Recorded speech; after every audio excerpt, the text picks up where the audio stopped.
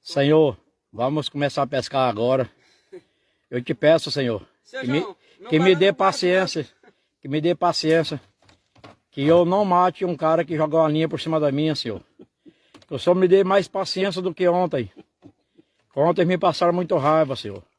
Que hoje a minha paciência seja mais do que a de ontem, que hoje eu estou a ponto de matar um, Senhor.